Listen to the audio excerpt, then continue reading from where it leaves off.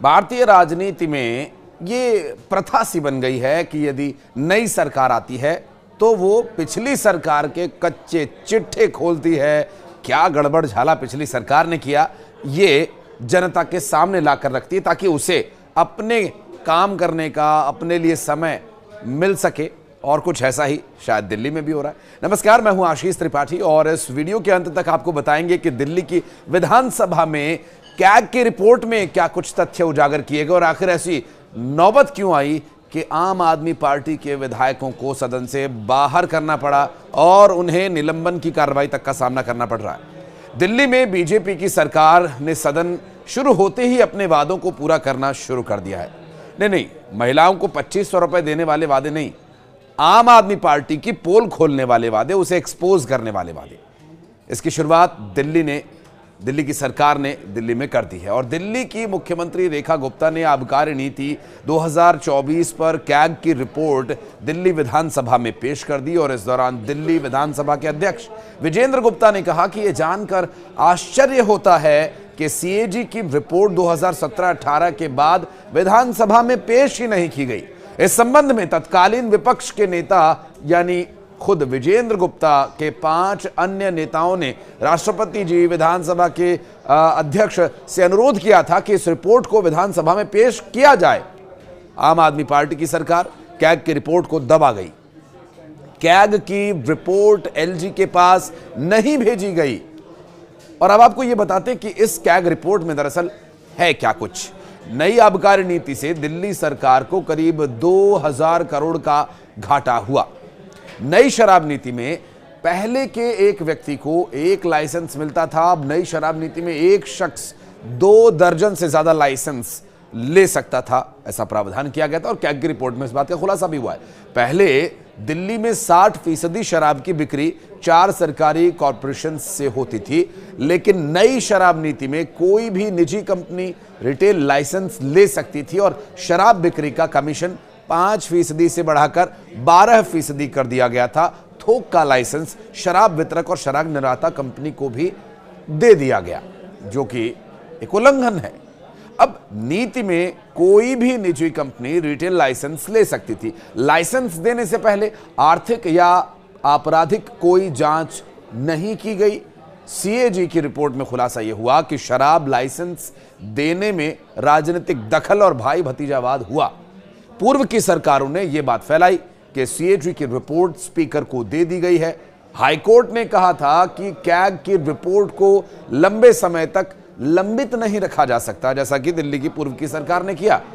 बता दें कि दिल्ली में विधानसभा के सत्र के दौरान दिल्ली का ये दूसरे दिन का विधानसभा का सत्र चल रहा था और इस दौरान एलजी विनय कुमार सक्सेना के अभिभाषण के दौरान आम आदमी पार्टी के विधायकों ने हंगामा करना शुरू कर दिया, क्योंकि एलजीबी के सक्सेना वहां मंच से खड़े होकर पूर्व की सरकार की बखिया उधेड़ रहे थे।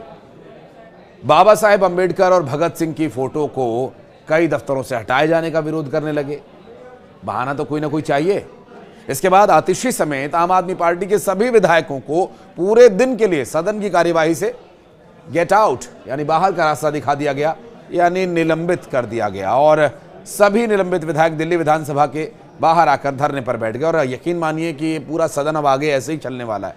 आम आदमी पार्टी सरकार में थी तो उसने बीजेपी के विधायकों के साथ इसी तरह का व्यवहार किया था, बल्कि वो तो एक कदम आगे बढ़कर मार्शल से माननीय सदस्यों को उठाकर बाहर फेंकवा देती थी। अब आम आदमी पार्टी के विधायक निलंबित हो गए तो खुद ही बाहर आकर बैठ गए।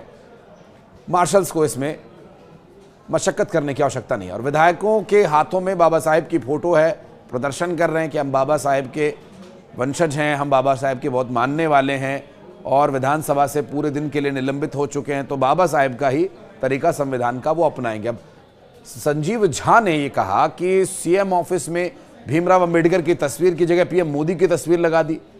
और उनका ये कहना कि जब उन्होंने उनसे ये पूछा कि क्या पीएम मोदी बीआर अंबेडकर से बड़े हैं, तो उन्होंने कहा कि उन्होंने निलंबित कर दिया, इस पर कोई जवाब नहीं दिया। अब इस तरह के आरोप आम आदमी पार्टी की जो विधायक हैं वो लगा रहे हैं। हालांकि रिपोर्ट में 941 करोड़ 53 लाख रुपए के राजस्व के नुकसान का दावा भी किया गया है और इसमें यह भी कहा गया कि नॉन कन्फर्मिंग म्यूनिसिपल वार्ड्स में शराब की दुकानें खोलने के लिए समय पर अनुमति नहीं ली गई थी। नॉन कन्फर्मिंग क्षेत्र वे क्षेत्र हैं जो शराब की दुकानें खोलने के लिए भूमि उपयोग मानदंडों के अनुरूप नहीं है। मुख्यमंत्री की ओर से पेश की गई रिपोर्ट में कहा गया कि आबकारी जो नीति बनी, उस नीति के साथ आबकारी विभाग को इन क्षेत्रों से लाइसेंस शुल्क के रूप में लगभग 890 करोड़ 15 लाख रुपए का नुकसान भी हुआ, क्योंकि इन क्षेत्रों के सरेंडर होने और विभाग की ओर से फिर से टेंडर जारी करने में विफलता के कारण ऐसा हुआ। रिपोर्ट में कहा गया कि कोविड महामारी से संबंधित बंद के चलते लाइसेंस धारियों को अनियमित अनुदान छूट के कारण 144 करोड़ रुपए के राजस्व का नुकसान हुआ। तो वहीं विधानसभा अध्यक्ष ने कहा कि यह जानकर आश्चर्य होता है कि 2017-18 के बाद सीएजी की रिपोर्ट विधानसभा में पेश ही नहीं की गई। अब इस संबंध में तत्कालीन विपक्ष के नेता और जो इस वक्त विधानसभा के अध्यक्ष हैं, उन्होंने इस संबंध में आवाज भी उठाई थी और उन्होंने इस बारे में अब पुरजोर तरीके से इसे पटल पर रखवाया और इसके बारे में चर्चा के लिए समय लिया जा रहा है। सीएम और मुख्य सचिव से रिपोर्ट पेश करने का अनुरोध भी उन्होंने इसके बारे में किया था। बहरहाल अब दुर्भाग्य ये है कि दुर्भाग्य से सीएजी रिपोर्ट पेश नहीं की गई थी पिछली सरकार के दौरान। ये स्थिति राज्य की वित्तीय स्थिति को जानने के लिए बहुत ज़रूरी था और इसे न जान पाना एक बहुत ही बड़ा दुर्भाग्य उसे बता रहे हैं। हाईकोर्ट ने कैग रिपोर्ट को लेकर बेहद गंभीर टिप्पणियां की थीं, जिसे पेश करने में लापरवाही बरती गई और एलजी के पास समय रहते रिपोर्ट को नहीं भेजा गया था। इस बारे में अगर आप कुछ कहना चाहते हैं तो कमेंट सेक्शन में आपका मोस्ट वेलकम रहेगा, क्योंकि दिल्ली का सदन तो फिलहाल ऐसे ही चलने वाला है।